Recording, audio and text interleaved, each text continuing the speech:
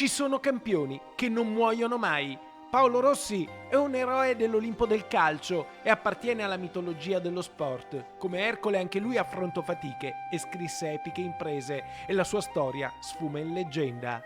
Pablito fu cittadino del mondo, ma il suo mito ha radici profonde in Veneto, a Vicenza, sotto i vessilli biancorossi. Quei tempi riecheggiano ancora l'erba, lo stadio, il ruggito dei tifosi, le prodezze, i gol. A un anno dalla partenza del campione verso lidi alti, altissimi, per giocare nei campi elisi tra gli angeli del pallone, oggi anche la FIFA lo celebra a Zurigo. Una giornata in memoria di Pablito, il numero 9 del Vicenza, l'attaccante infallibile della nazionale azzurra che trionfò nel Mondiale di Spagna del 1982. A 39 anni di distanza, gli uomini che fecero l'impresa si ritrovano nella sede svizzera della Federazione Internazionale di Calcio. I gradini col sigillo del suo nome, Paolo Rossi, con una cornice sulle lettere centrali che formano la parola oro, come il pallone che vinse Pablito in quel 1982. A Zurigo ci sono gli eroi di Spagna che a Vicenza un anno fa, vinti dall'emozione, piangevano in silenzio, in preghiera.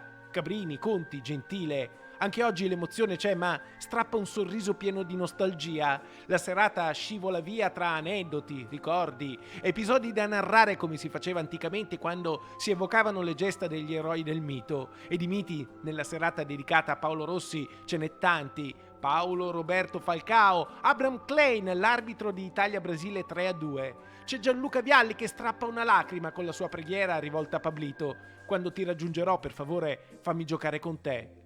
Una giornata speciale con la famiglia di Paolo, la moglie Federica e le figlie, Maria Vittoria e Sofia Elena, e poi il figlio più grande, Alessandro, arrivato a Zurigo da Vicenza.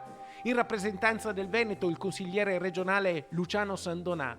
I campioni hanno alzato la Coppa del Mondo originale vinta nel 1982 e custodita nel Museo della FIFA. Il presidente della Federazione Internazionale di Calcio, Gianni Infantino, con quello della FIGC, Gabriele Gravina, si sono impegnati a capire se sia possibile che l'Olimpico di Roma venga intitolato a Paolo. Vicenza ha giocato d'anticipo, come piaceva a Pablito, e gli ha già dedicato la nuova piazza davanti allo Stadio Menti.